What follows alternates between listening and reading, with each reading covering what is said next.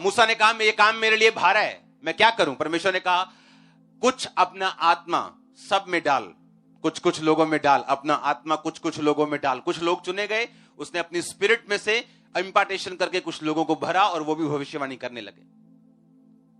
हाँ या ना? ये वही दुगने भाग की बात कर रहा था एलिशा कि एलिया जब तू जाएगा मैं तेरा जेठा हूं, मैंने साबित किए।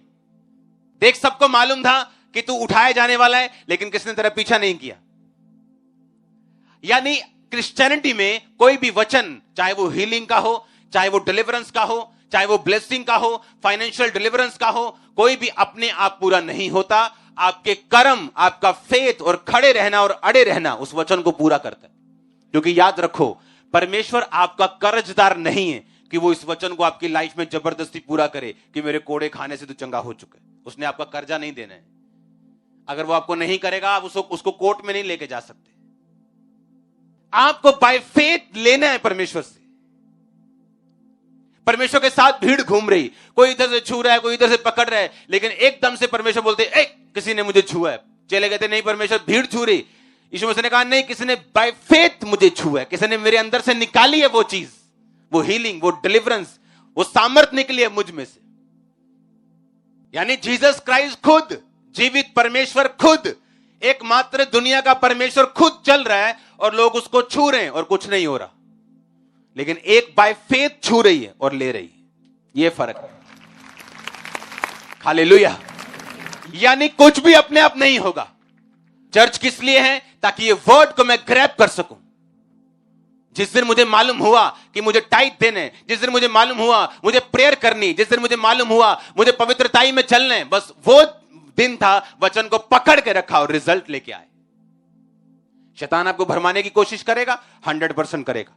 नेगेटिव सर्कमस्टेंसेस आएंगे, 100% आएंगे। निराशा आएगी, 100% आएगी। ये परमेश्वर की गवाही का, प्रोसेसिंग का, एक व्यक्ति के बनने का मसीह में ये हिस्सा है। परसिक्यूशन होगी, 100% होगी। आप भला करेंगे, लोग बुरा करेंगे, 100% होगा। पर आप एक जगह ऐसे, एक दिन ऐसे बैठ जाएंगे, ऐसी पोजीशन पे आपको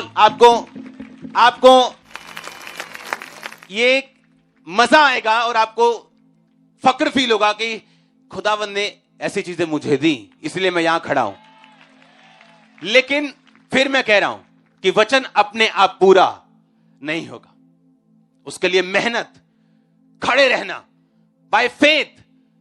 सबको मालूम था, सब आगे बोल रहे थे एलीशा आज एलिया जा रहा है। कहता शट अप, चुप कर, मुंह बंद रख, मुझे मालूम है जा रहे वो। फिर आगे पहुंचता है, फिर चेले मिलते हैं, नए नए, अलग अलग जगह, कितने हजारों चेले थे। एलीशा जा रहा है आज, एलिया जा रहा है आज, एलीशा आज तेरा गुरु जा रहा है एलिया। शट अप, चुप करो, मुझे मालूम है। और किसी ने पीछा नहीं किया उसका। अगर उन्होंने पीछा नहीं किया तो उस मस्से के भी वो हकदार नहीं थे। कौन परमेश्वर से ब्लेसिंग ले सकता है? कौन ये चीजें को ले सकता है? कौन उन वायदों को, जो आपको मालूम है ये मेरे लिए, वो 20 साल से बेबी ना होना, चर्च में बड़े रहना, खड़े रहना, अड़े रहना, उन प्रोमिसेस के ऊपर, उन वायदों के ऊपर जो परमेश्वर ने किए, और अपनी लाइफ को मेंटेन रखना स्पिरिचुअली, ये साबित करता है आप तैयार हो उसको लेने के लिए। और कोई दुनिया की ताकत आपको रोक नहीं पाएगी। परमेश्वर ने कहा था जो जेठे होंगे उनको दुगना भाग मिलेगा, और उस दुगने भाग का एलीशा क्लेम कर रहा था अपने कर्मों से।